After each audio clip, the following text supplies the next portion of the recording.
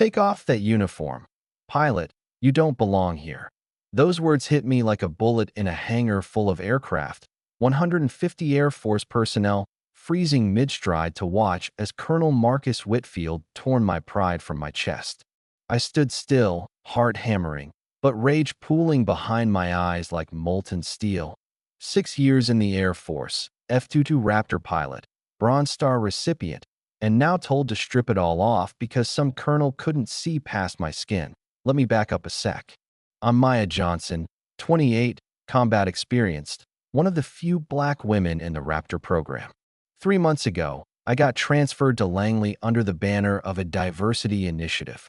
In reality, I was the poster child for what they saw as a quota, not a qualified aviator. From day one, Brad Sullivan, son of a senator, heir to a Fortune 500 fortune, quietly whispered in briefing, "Our diversity quote is here." Suit-clad pilots snickered.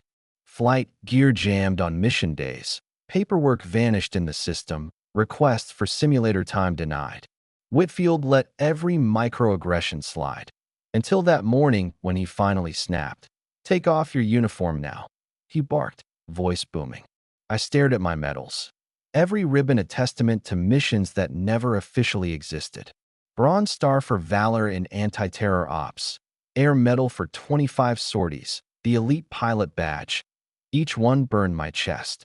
My performance record was spotless. But to Whitfield, competence meant skin color and pedigree. I unclipped the Bronze Star, then the Air Medal, then my pilot badge, each clang on the concrete echoing far louder than the colonel's laughter. Brad Sullivan filmed it, smirking, already crafting the next viral clip. Hashtag diversity fails on TikTok. When I folded my uniform and dropped it at Whitfield's feet, the hangar went deathly silent.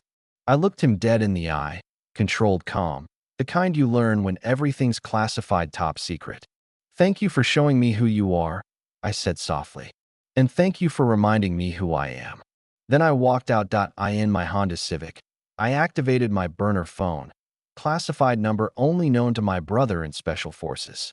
"Ghost code, 72 hours, I texted. He replied, "Understood." What they didn't know was that I carried inside information so sensitive, not even the Pentagon could acknowledge it. Over the weekend, Whitfield and Sullivan crowed among themselves, promoted the humiliation as proof that quotas were a joke.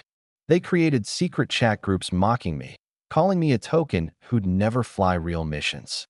Every sneer, every hashtag racked up as evidence. Meanwhile, I headed to a civilian hangar where General Morrison, my mentor, provider of the unmarked medal I dared hold under the colonel's nose, waited in plain clothes. We sat in a quiet booth at Denny's under fluorescent lights, trading battered coffee cups. When we let arrogance run free, it becomes its own downfall, Morrison said, eyes glinting behind wireframes. He slid across a folder bulging with 3 years of documented sabotage, altered flight logs, sabotaged navigation systems, false medical records pushing fellow black pilots out. He nodded. "Time to let the world see." Monday, 0800 in Hangar 7. Mandatory attendance. New flight demonstration. Official cover for my comeback. I parked my Civic outside, a mechanic's disguise tossed in the trunk, and strode in, real military ID in hand, ready for a public reckoning. Brad Sullivan filmed the gaggle of officers in dress blues, still talking up hashtag real pilots only. I walked past the Snickers straight to the threshold, shoulders squared, heart cool. General Morrison's voice cut through. "Welcome to the future of excellence, Lieutenant Colonel Maya Ghost Johnson." The hangar doors blasted open, and the F-22 Raptor slid into view, turbines screaming in precision harmony. They'd seen flight demos before, but nothing like this. I vaulted into the cockpit and soared over the base at 200 feet, carving the sky with impossibly tight rolls, zero-G maneuvers, a gravity-defying dance that turned fighter jets into poetry. 300 jaws dropped to the concrete. No cheers, just stunned silence. Touchdown, flawless. I climbed out, helmet in hand, hair streaming. "Colonel Whitfield," I said, addressing the man who unmade me. You doubted my place in these skies.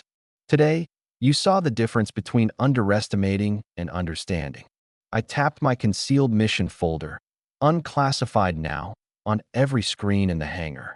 3 years of bias, sabotage, and false excuses documented here. Screens lit up, Brad's TikTok humiliations, Whitfield's private memos, Sullivan's privileged sneers, every microaggression laid bare. The news tickers blinked live. Officer sabotage exposed. Whitfield sagged. Uniform too big for his ruined leadership. The white flags came fast. Channel 7 crews, the inspectors, military lawyers with subpoenas bigger than Whitfield's career. Colonel demoted immediately. Sullivan banned from all bases. Lawsuits filed on behalf of every pilot whose career I'd restored. Hangar walls vibrated with the sound of power shifting. 6 months later, I returned. This time as commanding officer of the Ghost Johnson Flight Academy, an inclusive training program I designed to turn prejudice into progress.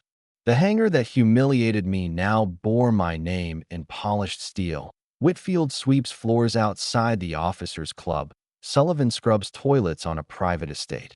Both testaments to privilege without character. Meanwhile, my cadets, a tapestry of genders and races, perfectly execute maneuvers they never thought possible. I watch from the tower, wind whipping, heart steady. They're learning that excellence transcends bias, that respect isn't inherited, it's forged in every flight. The sky's a bigger kingdom than any hangared SO. Here's where you come in.